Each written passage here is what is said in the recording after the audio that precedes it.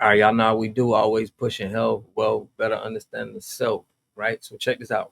In this video, I'm going over how the FBA we canceled Thomas Sowell, right? A lot of people listen to Thomas Sowell and they think that he's a representation of, you know, Black American experience and how we feel on the conditions of our ancestors and where we are today.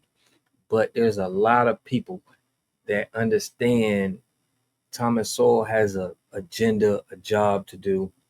And this is what they do to a lot of our Black leaders. Okay. They use something which is called the perversity thesis. And what that is they'll have you thinking a social change is for the good, but it actually does the opposite. And we've seen this happen with integration, when before it was segregation and then they integrated all of us. We see that Martin Luther King, who I feel got duped in that situation, he changed his mind on all of that and understood that, he was bamboozled. And the real result behind integration was having Black people on the bottom floor, which would make them more accessible to be legal slaves in the prison industry. Now, you always gonna have guys like Jesse Jackson, Al Sharpton. These guys are gonna be aligned with the higher ups. That's for this racial divide and keeping Black people at the bottom floor. They gonna pay people like Thomas Sowell and give them the research and tell them what to say. Okay, same way they did Martin Luther King. They had the speeches and they give him what to say. And, he has the books, he got all of the accolades to prove his points, but it's still designed to do something different. Everything that he's saying is designed to do something different. I'm going to go over a little bit of what he was saying. Make sure I subscribe to the channel, hit that like button, push me on the algorithm. I greatly appreciate that. Now, this is some of his points that he liked to make. Number one, he said disparities do not prove discrimination, particularly pertaining to Black and white economic inequality in the U.S. So he'll have an inch of truth in something and he'll try to stretch it. And I ain't even going to say him. I'm going to say the higher ups. I think he's just a face. He's the puppet to spewing this kind of information, because it wouldn't make any sense if a white guy said all of this. Because that's why anytime I talk to, about, racial relations and a white guy will speak on it, they'll bring up the people who was sponsored, by the white supremacists. So it'll kind of, they're not speaking from the grassroots on the ground Black people FBA that understand what's going on and understand the deceitful practices that's going on in the community. We just got people that's looking at it from, the outside looking in, and they don't understand the details on really what's going on. So he also says that Black Americans, especially the worst off living in urban centers, have a redneck culture that was handed to them by white Southerners via Britain. It is the culture which produces bad behavior patterns such as crime and single parenthood. Now, there's probably some truth to that. I feel that, Europeans did bring this. They probably knew about this. They knew about, how to control a culture. I'm pretty sure they had information on it. So this is where I say, with any of our leaders or anybody talking, they'll say an ounce or two of something that really makes sense, but the big picture, it's all designed to do something opposite. So he also said that these behavioral patterns are exaggerated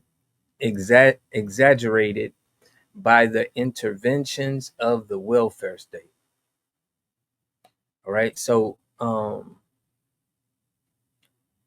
I can't agree with that. But he also says that it is these behavioral patterns from the combination of culture and welfare that lead to black-white economic inequality. And then he says black people are blameworthy for their inequality producing behavior. So on my channel, I always tell y'all how anytime they want to blame black people, that's letting you know that no accountability. They don't want to take accountability that happened in the past for black people to get to the condition. So they'll always throw that in there. You'll see your Officer Tatum's, your Charleston Whites, all of these black guys will blame specifically black people. But let Thomas Sowell go on for about 3-4 minutes of this. This is an old interview where he's speaking about black redneck culture. I'm gonna give y'all some commentary and let y'all know how I feel. Without further ado, though, let's get. I mean, the average of black kid today, I think, is probably better off, certainly materially, than say Ben Carson was when he was growing up. Ben Carson, the famous Black surgeon at Johns Hopkins, right. who is immensely accomplished in every way. Yeah, I would say that certainly the black kids who are growing up today have a higher material standard of living than I had. The difference was that the schools were good when I came along. They were especially good in New York at that time, hard as that is to believe. But the kids who grew up in that same place where I lived, they will not get that same education. Now that can be blamed on somebody, but it has very little to do with what happened 100 or 200 years ago. And this is where the blatant lie goes at. They try to remove what happened years ago because it makes sense. You don't want to pay and you don't want to have to be held accountable. Okay, for the war on drugs, for the prison industrial system. This is all money grabs that they did on the black community that they don't really want to take ownership of. It's easier to just say, black people, pull yourself up by your bootstraps. And it's true in other countries. I mean, in Nigeria, for example, there's a tribe, the Igbos, who are living in one of the least fertile parts of Nigeria, who were in fact enslaved in centuries past by other tribes and so on. When the British moved in and set up schools, the Igbos went for the schools. By the time Nigeria became independent, the Igbos had climbed above the other groups that had been ahead of them to begin with. But there are all kinds of cross currents of factors. The particular culture or the particular geography, you run through the whole list of them. You cite in Intellectuals and Race, you cite an observation by the intelligence expert, IQ scientist James Flynn, that just stopped me cold. After the Second World War, you've got large numbers of American troops remaining in Germany. For that matter, there's still several tens of thousands there today. And both black and white American soldiers had children with German women. And Flynn discovered that those children growing up in Germany showed no IQ differences at all.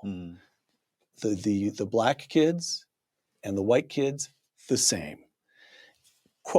Quoting Intellectuals and Race, Professor Flynn concluded that the reason was that the offspring of black soldiers in Germany, and now you're quoting Professor Flynn, grew up in a nation with no black subculture, close quote. Which means what? Which means they experienced exactly the same expectations. Is this No. The expectations are external. The culture in which they grew up was not the culture in which black kids grew up in America today. So they had. There's no gangster rap. That was pervasive. And this is where I don't. What are they talking about? Gangster rap was something that is promoted everywhere. You got rappers that's rapping everywhere now. That same rap music that was going on was being watched by everybody in the world. Now we're seeing the results of that. Now everybody in the world is in the gangster rapping. So just like I said, guys, Thomas Sowell's job is to bring up points, make things look valid that's not valid, make you think that he's actually saying something that's for the betterment of black people, but it will do the opposite. This is in history what have been happening to black people over and over again. 40 acres and a mule, they get robbed for the 40 acres and a mule. They'll say things that align with what black people believe in, and then it does something else. And then they blame it on black people. So this is why Thomas Sowell got to be canceled. Jesse Jackson. Listen, I'm back on my cancel stuff because we can't let our people get confused by who the higher ups bring in to, manipulate our mind, manipulate our thinking on what's right, and what's wrong, and who's responsible for situations that our ancestors got put in and we got put in. But let me know what y'all think about this in the comment section. And I'm going to get back at y'all. We'll definitely be in the comment section. I want to see what y'all think about Thomas Sowell. He been getting a lot of heat from the FBA community. I want to know what y'all think. He do be saying some stuff that makes sense, but it's disingenuous. He's doing it and he's being coached. I think he's being, they're putting him in front of us, in front of all of these people, so his message can be put out there. But that's what I think. I'll catch y'all in the next video. Peace and love. You are totally dependent on other people to take care of your needs because you don't have those roots sunk into the ground. To have a community, you must have three things to have a community in it. You must have a wholly independent economic structure that can provide goods, service, products, and things for your own people, and jobs and tax bases for your own people. You should at least control four basic things. You should be trying to control water, food, medicine, and energy to be able to survive. Here we got Mr. Pollock. He had a cornfield. He took advantage of a free water test from us, and this is what we found in this water. We found sulfur, we found hardness, and we solved these problems with an easy fix of 2 tanks. So get your free water test today. Stay blessed. Click the link below.